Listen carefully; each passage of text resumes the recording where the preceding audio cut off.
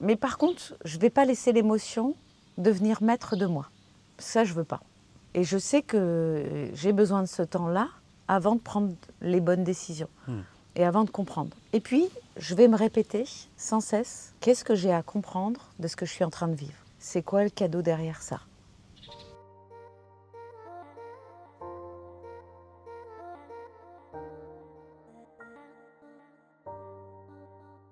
J'aimerais que tu nous parles un petit peu de pensée, de création. On parle souvent de loi d'attraction, qu'on attire un petit peu à nous. Et donc, est-ce qu'on peut réellement influencer la matière, créer la vie qui nous semble ce qu'on désire? Alors oui, on peut, ça c'est une certitude. D'ailleurs, je vais te parler d'une expérience qui a eu lieu. Tout à l'heure, on a vu le robot tondeuse qui est venu vers nous. On peut influencer même la matière. Tu vois, c'est un robot, normalement il ne pense pas, quoi. Hein. Mais on peut l'influencer pour l'amener jusqu'à nous, quoi. Et il y a une expérience qui est absolument géniale. Je ne me rappelle plus, malheureusement, du monsieur qui a fait cette expérience, mais je lui rends hommage, en tous les cas. Ils avaient mis un robot, tu vois, un peu comme le robot tondeuse, tu vois, dans un rectangle comme ça, sur un parc, tu vois. Et puis, ce robot, il allait de manière aléatoire un peu partout. D'ailleurs, ce que je disais, en fait, ça fait un U, et le robot tondeuse, il passe partout de manière aléatoire, et on n'a plus à tondre la pelouse. Donc c'est assez surprenant quand même, pour un esprit cartésien, ce que tu disais à l'instant. Hein. Ensuite, il a pris le même rectangle sur lequel arrivait ce robot, et tu sais, des poussins, quand ils naissent, il a pris une dizaine de poussins. Et les poussins, quand ils naissent, la première chose qu'ils voient, c'est leur maman. Donc c'est la poule en général. Donc, et après, ils la suivent partout. Et là, en fait, la première chose qu'ils ont vue, c'était le robot. Donc après, ils suivaient partout. Donc partout où il allait, sur ce rectangle, les poussins le suivaient. Et à un moment donné, il a pris les poussins et les a mis dans une petite cage, tu vois. Et donc, ils se sont aperçus que le robot, ils l'ont mis en route. Mais là, le robot, eh bien, il allait principalement dans la grande moitié où étaient les poussins et quasiment plus dans l'autre moitié du rectangle. Autrement dit, les poussins ont influencé la matière qu'ils considéraient comme leur mère pour qu'ils restent auprès d'eux. Tu te rends compte? Très intéressant. Oui, c'est super intéressant. Donc ça veut dire que des poussins sont en capacité d'influencer de la matière, un robot.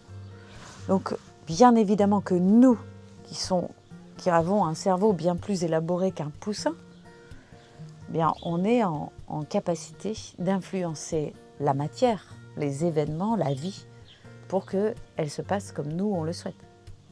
Et d'ailleurs, tout ce que l'on vit dans notre vie, c'est le reflet de ce que nous avons à l'intérieur de nous.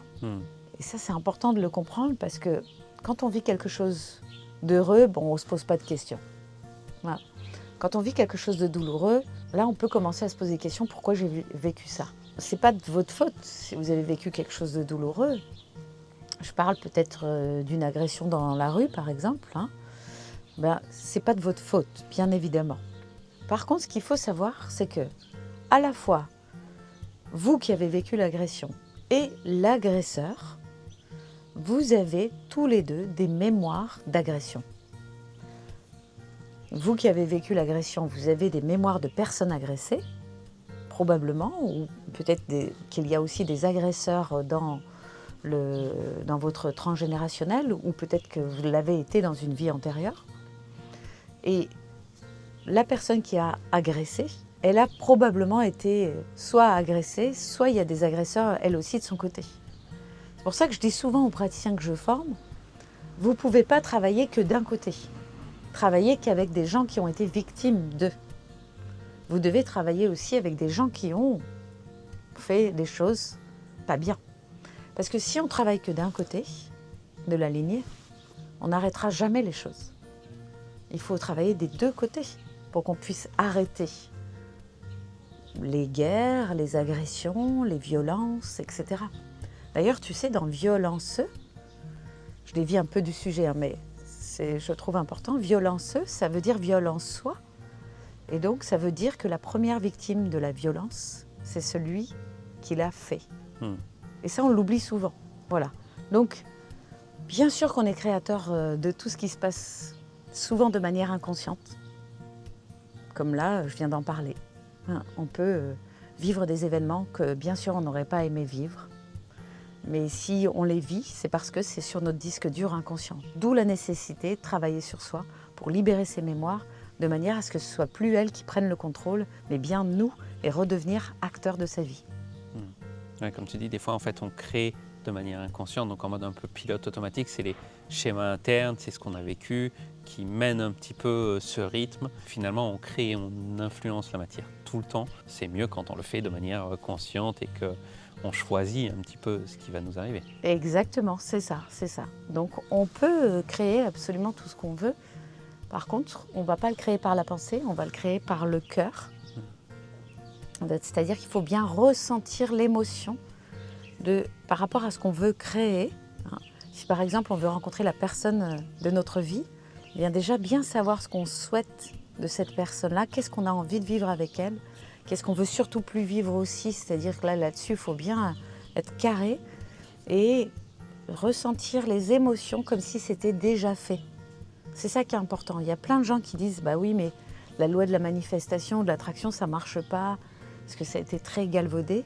Mais ce qu'on oublie de dire, c'est que si tu ne mets pas l'émotion, si tu ne le vis pas régulièrement, de manière répétée, pas une seule fois, parce que c'est trop facile sinon, eh bien, tu n'arriveras jamais à le créer. Ça, on émet un signal et tout ce qui nous entoure capte ce signal. Et des fois, on attire des choses qu'on a voulu, des fois, on n'a pas voulu, mais qu'on a quand même créé. Donc, c'est important de travailler justement sur ce signal émetteur. Et ça passe, comme tu dis, par l'émotion, la pensée. C'est un tout. C'est pas juste instantané. Mince, j'ai pensé à un éléphant rose. Pouf, il y a un éléphant rose qui va se manifester. Non, c'est sur la durée, c'est par la répétition. Et comme tu dis, des fois, en fait, ce qu'on peut constater, c'est qu'il y a beaucoup de gens qui renoncent peut-être avant justement la manifestation. Comme on dit, c'est pas instantané. C'est-à-dire que, ok, je pense, tiens, à ça c'est trop bien. Et le soir, en fait, on retombe un peu dans, ouais, mais ça c'est pas produit. Et tu vois, et en fait, on rechange. Et il y a un petit peu de confusion dans ce signal qu'on émet. C'est brouillé. C'est ça, exactement. D'ailleurs, si tu regardes les très grands sportifs, par exemple Zidane, depuis qu'il était tout petit, pour lui, c'était une évidence qu'il allait être champion du monde un jour. Tu vois ? Et il y a pensé, il se voyait sur les podiums, mais il l'a fait depuis tout petit, donc pendant des années, avant de le concrétiser. Et ça, tu peux parler avec des tas de sportifs de haut niveau. Depuis tout petit, ils savaient. Tu regardes, il y a le film Michael Jackson en ce moment au cinéma. Michael Jackson, tout petit, il disait « un jour, je serai une star internationale ». Et il l'a fait, tu vois. Donc, mais c'était une évidence pour lui c'était déjà fait, tu vois. Et il avait cette émotion, cette excitation en lui de savoir qu'un jour, ça sera... Voilà, c'était déjà concrétisé, tu vois. Il disait, je l'ai vu interviewé tout petit, il disait « mais moi, un jour, je serai une star internationale ». Et il le disait avec un aplomb désarmant. Tout ce qu'on veut créer dans notre vie, il faut le vouloir sans jamais douter derrière. Sinon, c'est un peu comme si tu envoies une lettre dans l'univers où tu dis « bon, voilà, je voudrais ça ». Mais derrière, comme tu doutes, tu renvoies une autre lettre en disant « attendez, je ne suis pas trop sûre de vouloir ça ». Après, à un moment donné, le facteur, il ne sait plus ce qu'il doit te livrer. Voilà. Et après, c'est aussi dans l'autre sens, se dire c'est pas instantané, ça arrive d'avoir des moments de doute dans sa vie, c'est pas parce que voilà, on a un petit coup de fatigue ou que ça va tout changer. En fait, c'est ce signal qu'on émet régulièrement au quotidien, mais c'est qui on est. C'est pas juste la pensée qu'on a, l'émotion ou le petit coup de mou ou la petite, c'est vraiment le signal perpétuel. Donc c'est important de travailler sur sa posture, sur soi, sur son esprit, comme on répète depuis. Exactement, exactement. Ouais. Il faut continuer jusqu'à ce que ça se manifeste. Et ça, quand ça se manifeste, c'est absolument extraordinaire. Et puis quelque part aussi avoir cette conscience, tu sais, on attend des choses et on est fixe, figé, c'est se dire, mais nous on a des œillères en fait, on n'a pas la vision de l'univers et il y a des choses qui peuvent arriver que finalement on n'attendait pas, mais qui vont rentrer dans ce cadre et tu vois, c'est rester à l'écoute sans être, tu vois, je vais être une star internationale, ben ok, mais on ne sait pas dans quel contexte, tu vois, il y avait cette émotion, cet élan, mais des fois on se dit, ouais, je voudrais être une star internationale dans telle équipe, dans tel pays, dans tel, tu vois, en fait c'est lâcher un petit peu aussi la prise, la pression et se dire ben, non, je suis ouvert en fait à tout ce que l'univers a m'apporté, je sais où je veux aller, je sais où je vais, où je me dirige et je me pose la question est-ce que là ce que je ressens en ce moment, les actions que je pose, est-ce que ça va dans la direction de qui je suis ou qui je suis en devenir, tu vois. C'est ça. Il y a des moments aussi où on se dit, ben voilà, justement, on se rend compte, on est dans des périodes de souffrance et c'est là où c'est toujours le plus difficile. Parce que quand tout va bien, on se dit, bah oui, c'est facile, mais des fois, on rencontre des challenges. Qu'est-ce que toi, tu donnerais comme conseil pour justement continuer à avancer et pouvoir se dire, non, ça c'est peut-être une épreuve, il y a quelque chose caché derrière, mais on ne se rend pas compte toujours du cadeau au moment où on vit la chose, tu vois. Oui, ça c'est vrai. Justement, de se poser la question, c'est quoi le cadeau derrière? Qu'est-ce qui va se passer derrière? En fait, le problème, c'est quand on vit quelque chose de difficile, on rentre dans l'émotion. Et l'émotion, elle n'est pas très bonne conseillère. Ce qui est important, c'est de savoir s'extraire de l'émotion ou travailler sur l'émotion pour libérer ce qui était coincé chez nous ou ce qui nous a fait vivre ça. Pour que ça ne se reproduise plus déjà, mais aussi pour prendre les bonnes décisions, tu vois. Parce que quand on prend une décision sous le coup de l'émotion, souvent on le regrette après. Parce qu'on n'a pas pris la bonne décision au bon moment, et on se dit, peut-être que si je m'étais posée, j'avais pris du recul, j'aurais pu prendre la décision qu'il fallait. Et là, je regrette ce que j'ai fait, et puis des fois ça a fait du mal, tellement qu'on ne peut plus revenir en arrière. Oui, on est dans la réaction, pas dans l'action. C'est ça. On réagit par rapport justement à ces schémas dont on parlait plus tôt. C'est ça, exactement, tout à fait. Donc voilà, le conseil, ce serait de dire, prenez du recul, regardez ça plutôt avec les yeux de l'âme plutôt qu'avec les yeux humains. C'est-à-dire, est-ce que vraiment ça a la gravité que vous leur donnez, tu vois? Et puis ensuite... apaiser vos émotions, travailler dessus avec quelqu'un si c'est nécessaire. Si vous pouvez le faire tout seul, c'est parfait. Voilà, allez marcher, faites autre chose. Et puis après, prenez les décisions, mais en étant calme, posé, tu vois. Voilà. Peut-être si tu pouvais nous donner un exemple, toi, comment tu fais pour prendre du recul quand justement tu vis une période intense ou qu'il y a quelque chose justement qui vient te challenger à l'intérieur? Première chose que je fais, c'est que je prends le temps de vivre l'émotion. Tu vois? C'est-à-dire si je ressens de la tristesse, je vais pleurer. Mais je vais réellement le faire, tu vois? Si je ressens de la colère, ça peut m'arriver d'aller dans les bois et de crier ma colère. Parce que l'émotion, il faut qu'elle s'exprime, il faut qu'elle sorte, tu vois?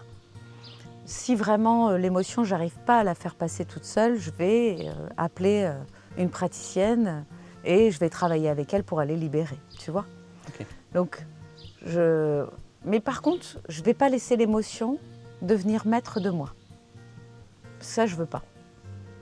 Et je sais que j'ai besoin de ce temps-là avant de prendre les bonnes décisions et avant de comprendre. Et puis, je vais me répéter sans cesse. Qu'est-ce que j'ai à comprendre de ce que je suis en train de vivre? C'est quoi le cadeau derrière ça? Tu vois? Voilà. Mais c'est très important ce que tu dis. Cette partie, tu vis l'émotion. C'est-à-dire que, ok, il y a de la colère, ok, il y a de la tristesse, mais ce n'est pas quelque chose à rejeter. Ça fait partie de nous, ça fait partie de cet instant. Et là, tu dis vraiment, je vis l'émotion, je l'exprime.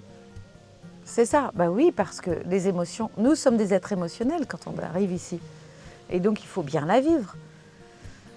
L'émotion, c'est une énergie qui nous traverse. Et donc, normalement, elle dure 60 secondes. Une émotion, normalement, ça dure 60 secondes. D'ailleurs, il y a un célèbre golfeur qui s'appelle Tiger Woods qui, quand il manque un coup, il met son chrono sur 60 secondes, il pète tout, il envoie ses clubs de golf, les machins, les trucs, tout ça.